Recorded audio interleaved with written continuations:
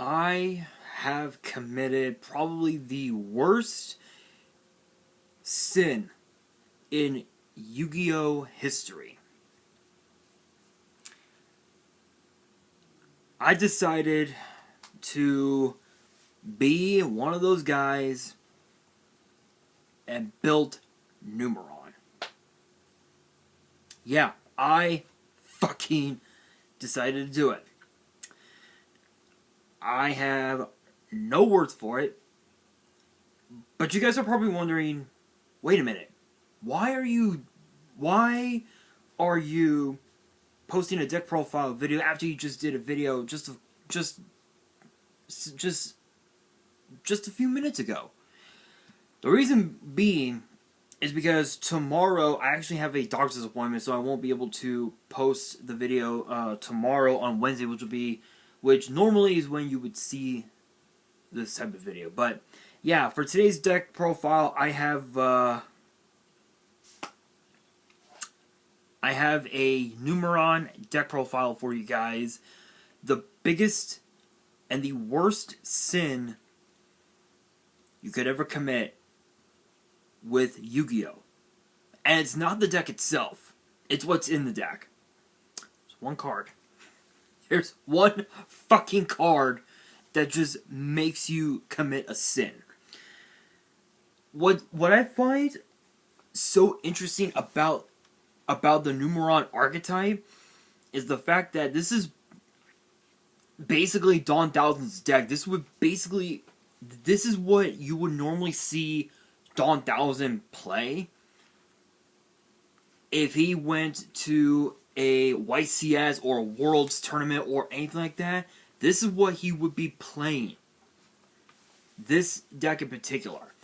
This is actually kind of a weird one because it does run several cards. It does run a few cards that basically stop your opponent for the most part. It stops your opponent from committing to a lot of their plays, but it also has sort of like a buster lock to the extra deck, to your opponent's extra deck, which is pretty crazy. So hopefully you guys enjoyed this deck profile. If you guys do, and you guys want to see more deck profiles like this in the future, make sure you guys give this video a thumbs up. Make sure you guys subscribe to the channel if you are new to the channel, and make sure you guys hit that notification bell so you guys don't miss out on any new content or any new or updated deck profiles that comes your way. And be sure to follow me on Twitter and Instagram. The links are in the description. And for fan mail, the info will be in the description as well. Let's get straight into it. First up, we've got the 3 copies of Numeron Wall. This is basically your terraforming for Numeron Network. So if you have no cards on the field,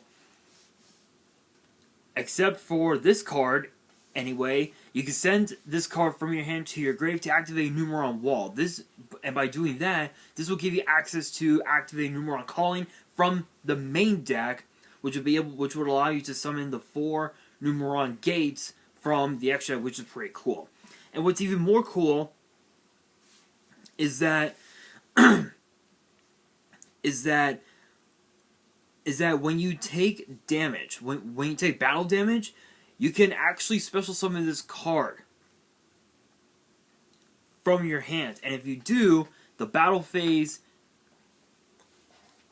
ends after the damage step. So once the damage step is done, the battle phase ends right off the bat, which is pretty cool. And also too, it's a 1-star. So this would be perfect for a card like say Link Karibo, which I actually have in the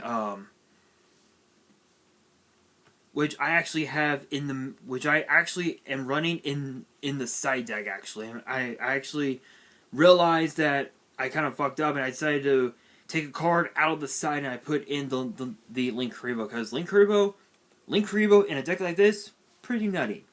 I am then also running 2 copies of Fantastical Dragon Phantasmate. This is basically Thanos, basically. So this is mainly going up against the heavy link-based decks, such as like Cyber, Salamangreats, just those type of decks. This actually gives you more draw power, other than one particular card that I'm going to showcase. Once we get into the spells, you'll understand what it is. But if you guys have never seen Phantasmate before, its effect reads, if your opponent special summons a Link monster or monsters, except during the damage step, you can special summon this card from your hand. Draw cards equal to the number of Link monsters your opponent controls, plus 1. Then shuffle cards from your hand into the deck equal to the number of Link monsters they control. When your opponent activates a card or effect that targets a monster or monsters you control, as a quick effect, you can discard one card, negate the activation, and destroy it. You can only use each effect once per turn. So not only is this sort of like your Pot of Greed, or I guess sort of like your anime Card of Sanctity, but it's also a solemn judgment with legs, which is really good for the deck.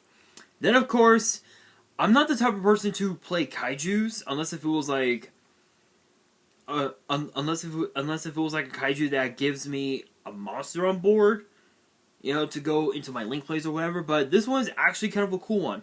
It is known as Kumungus. The Sticky String Kaiju. If you guys have never seen this card before, it's a 7-star Earth Insect with 2400 attack and 2500 defense. And its effect reads, you can special summon this card from your hand to your opponent's field in attack position by attributing a monster they control. If your opponent controls a kaiju, you can special summon this card from your hand in attack position. You can only control one kaiju monster. When your opponent normal or special summons a monster, you remove 2 kaiju counters from anywhere on the field until the end of the next turn. That monster or monsters cannot attack and has its effects negated. So what's interesting is that with kaijus, it's a way to not only break your opponent's boards, but it's also a way to give you an additional body on board. So if you have 2 kaijus in hand and you summon one to your opponent's field, you can summon the other 2 to your side of the field, and then if you had a way to snatch steal the first kaiju, you can actually do that and go into a rank 7 play, which I am actually running a rank 7 in the deck, mainly because of the fact that I've got the Phantasmate and of course the kaijus if they're both on the field. Then of course we have 2 copies of Artifact Scythe. This is basically your Buster Lock for your opponent. So its effect reads, you can set this card from your hand to your spell and trap zone as a spell. During your opponent's turn, if this set card in the spell and trap zone is destroyed and sent to your graveyard, special summon it. If this card is special summoned during your opponent's turn, your opponent cannot special summon monsters from the extra deck for the rest of the turn. So this literally locks your opponent out of summoning from the extra deck, kind of like a Buster Lock, which is really good. And plus also too, it's a 2200 beat stick, so that's not too bad. Then of course we got 3 copies of Planet Pathfinder. This is basically your terraforming for the deck. So it reads, you contribute this card, add a field spell from your deck to your hand. So there are 2 different field spells I'm running in the deck. One is Numeron Network, but the other one, I never thought I would ever play it, but you guys will know what it is once we get to that point. Then for our hand traps, other than Numeron Wall, we've got 2 Ash Blossom, 2 Ghost Bell. Sorry, we have 2 Ash Blossom, 2 Ghost Bell, 2 Cyphering Gear Gamma, 1 Driver, and then 2 Effect Veiler. Ash Blossom is mainly focused on adding cards from from deck to hand, summoning from the deck, or sending cards from deck to grave. Ghost Bell is basically the opposite of it, as it focuses on the graveyard, which is really cool. And then the Gamma Driver combo, obviously to go into Cyphering Lord Omega, if you are able to stick these 2 during your opponent's turn, which is really good. Being able to just instantly go going to the Omega, just from that alone, it's just absolutely incredible. And then the Effect Veiler, it's Effect Veiler. You can't go wrong with that. Moving on into the spells, there's only a few. 1, 2, 3, 4. There are only 13 spells. We have 2 copies of 2 spells, 3 of 2 spells, and then one copy of 3 spells. The one-ofs that I have in the deck are the Harpy's Feather Duster, the one called by, and then the one Twin Twister. I do have a second copy of Twin in the side, just in case if one of the monsters or if one of the back row doesn't work out so well, I can always side in the second copy for additional back row removal. Then of course we have the 2 copies of Numeron Calling. This is a way. This is like the one card that you need to summon out the 4 Numeron gates, which are Kadvari, Edgum, Devi, and Trini. Those are the 4 Numeron gates.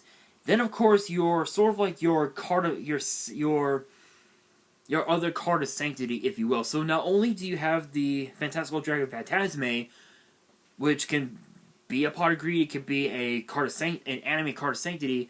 You also have Memories of Hope. I am running 3 copies of it. Obviously, you're gonna be with a deck like this.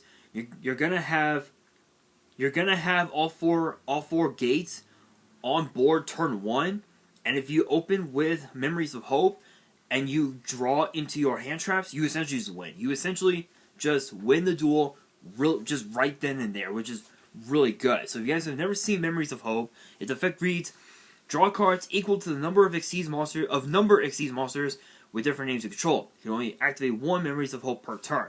So because that you have a bunch of numbers in the form of the Numeron Chaos Gate, and of course the Numeron Gates plus 1 other card in the extra and 2 others in the side, that could be a pretty good amount of cards you're going to be drawing, which is really good.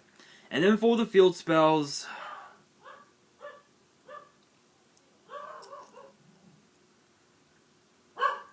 I have no words for this. I literally...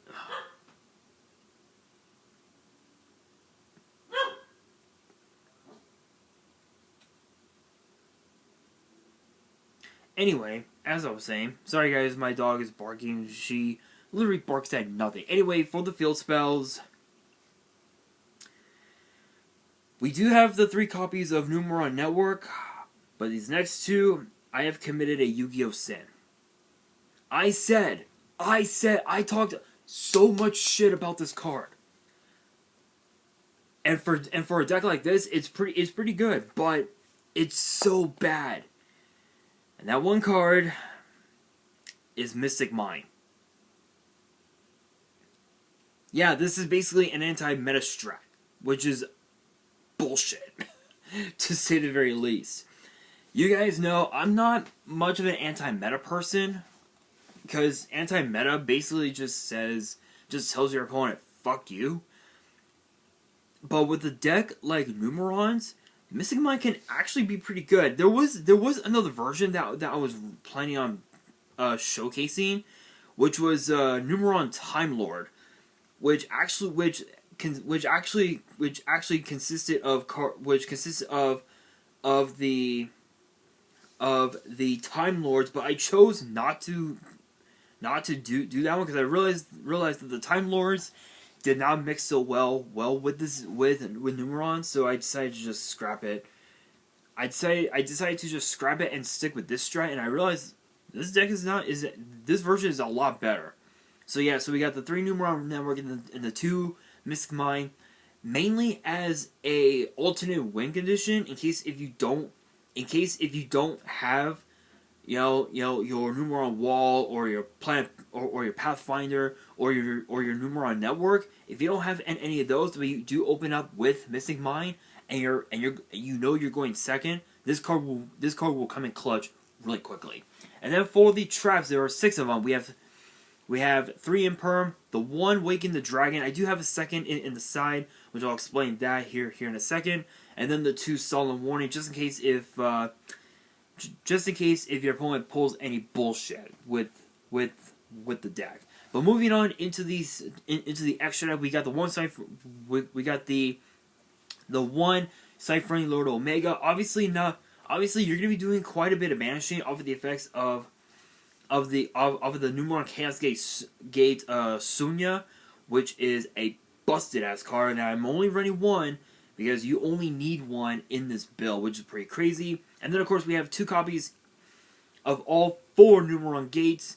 So we have Cadvari, Akam, Devi, and Trini. And then of course the Waking the Dragon target. The Waking the Dragon target, which is number 89, Diablosis the Mind Hacker.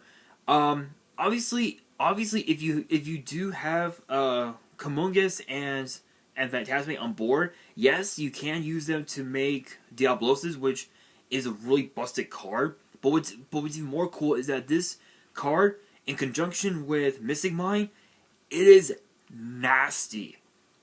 It is 100% it is gross. It's stupid good. Not only does the Mystic Mind force your opponent to not play any form of Yu-Gi-Oh, depending on the board state, but with number 89 on board, you're force decking out your opponent, which is really good. So if you guys did not watch my Harpy deck profile that I did over the weekend, Diablosis the Mind Hacker is a rank 7 Dark Psychic Xyz with 2800 attack and 1200 defense and requires 2 level 7 monsters. Hello, Kaiju, Phantasme, both level 7. Pretty good. Pretty good to say the very least. Once per turn, you can detach one material from this card, look at your opponent's extra deck and banish one monster from it, face down. At the end of the battle phase, if this card destroyed a monster by battle, you can target one card in your opponent's grave and banish it face down. If a card your opponent owns and possesses is banished face down, while you control this card, except during the damage step, you can banish cards from the top of your opponent's deck face down equal to their face up to their face down banished cards. You can only use this effect once per turn. So what's cool about this is that it doubles each turn. Each of your turns, because that one card from their grave gets banished, one card from the top of their main deck gets banished as well. So it doubles each turn, and it keeps going until your opponent is down to like 5 cards or something like that. In which case, all they could do is just either send pass or find a way to recycle those banished cards back into the main deck. But it wouldn't matter because you won't have an out to this card, which is absolutely insane. And then for the links, there are only 4 that I am running in the extra deck. We have the Crusadia Avermax, just as a alternate win condition.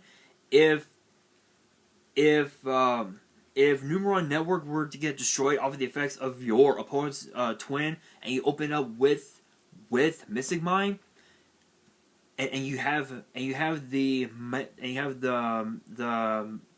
Mystic Mind in your hand, you activate this.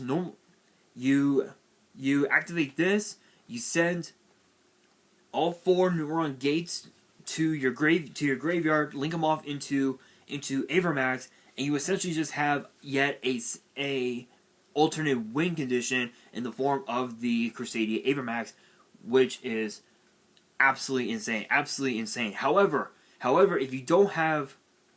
if Network is in your graveyard, and you never opened with Mystic Mind, but you opened it with Planet Pathfinder, while you have the Numeron Gates on board, you summon, and you never committed to your normal summon, you normal summon the Pathfinder, trigger its effect, get out the Mystic Mind, activate the Mystic Mind, send the Numeron Gates to your grave, Avermax comes out either way, which is absolutely insane. Then of course we got the Infinitrack Fortress Megaclops.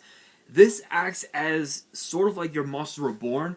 So what's cool about this is that if you have what's cool about this is that this acts as a Monster Reborn. So if you guys have never seen this card before, because I think I talked about this once before on the channel, Its effect reads, unaffected by other monsters' effects except those of Xyz monsters. Cannot be destroyed by battle, except with an Xyz monster. You can target one Xyz monster in your grave and a card your opponent controls. Special summon that monster from your grave and attach that opponent's card to it as material. Also, for the rest of this turn, any damage your opponent takes, is cut in half. You can only use this effect once per turn. So if you have the Numeron Chaos Gate in your graveyard, you can special summon it, target one of your opponent's more problematic monsters, attach it to Sonya, and you essentially just have a 2000 beat stick on board, which is absolutely insane. Pretty nutty. And then to round out the extra deck, we got the one Nightmare Unicorn and the one Nightmare Phoenix, mainly just to get rid of back row or to set your opponent back a single turn, which is pretty crazy. And then for the side deck, I'm actually gonna go from traps to monsters, mainly because I want to showcase to you guys how crazy the side deck is. This side deck is absolutely insane. We have 2 copies of Different Dimension Crown. So if you guys have never seen this card before, this is basically a 1-turn Dark Law. So it says this turn any monster sent to the grave is banished instead. Not only will this force a solemn judgment or any form of solemn to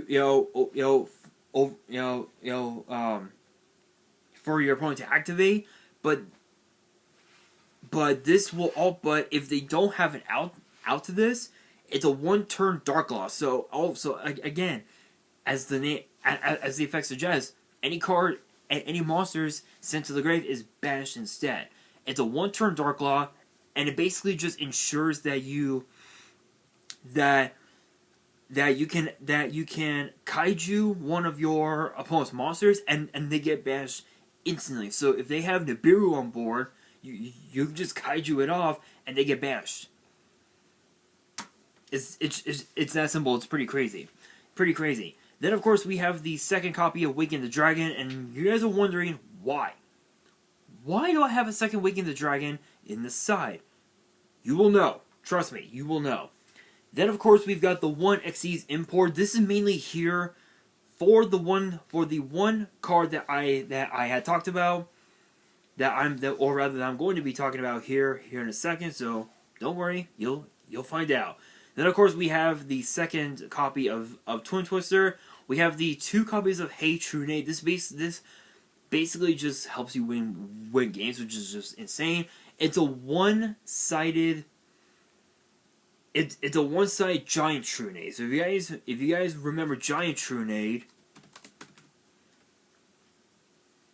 where Giant Trunade says return all spells and traps on the field to the hand, Hey Trunade does the exact same, but it's one-sided, meaning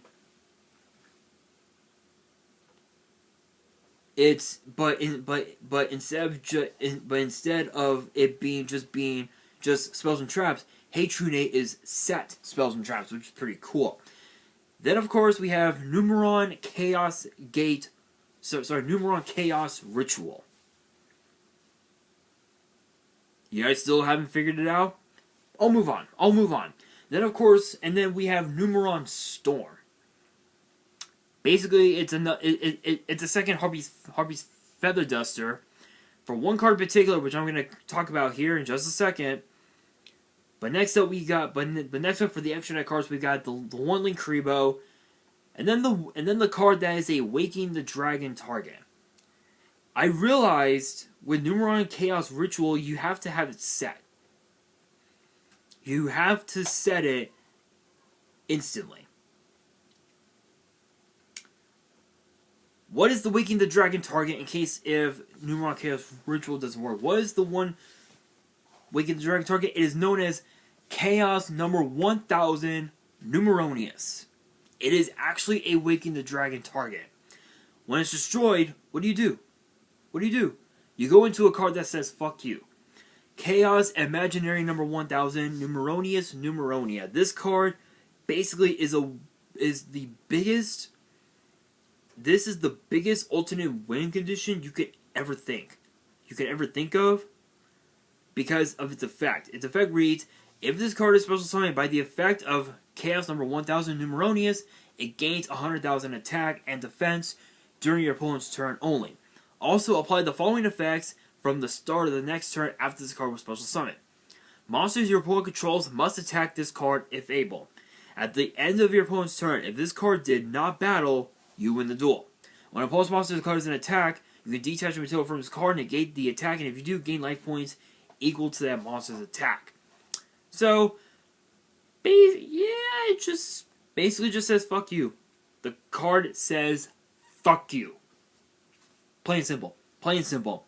And then for the rest of the side deck, we have 2 copies of Lancia to pair off the Scythe, and then of course the 1 Lava Golem as sort of like your third Kaiju, if you will.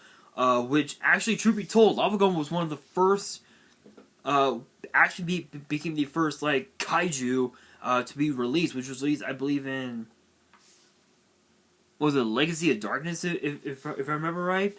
But if you guys have never seen Lava Golem before, it's an 8-star, it's an 8-star Fire Fiend, with 3,000 attack and 2,500 defense, and its effect reads, cannot be normal summon or set. It must first be special summoned from your hand to your opponent's field by tributing 2 monsters they control. You cannot normal summon or set the turn you special summon this card. Once per turn during your standby phase, take 1,000 damage. So, obviously, it's to your opponent's field. So, meaning when it's on their field, they take the damage, not you.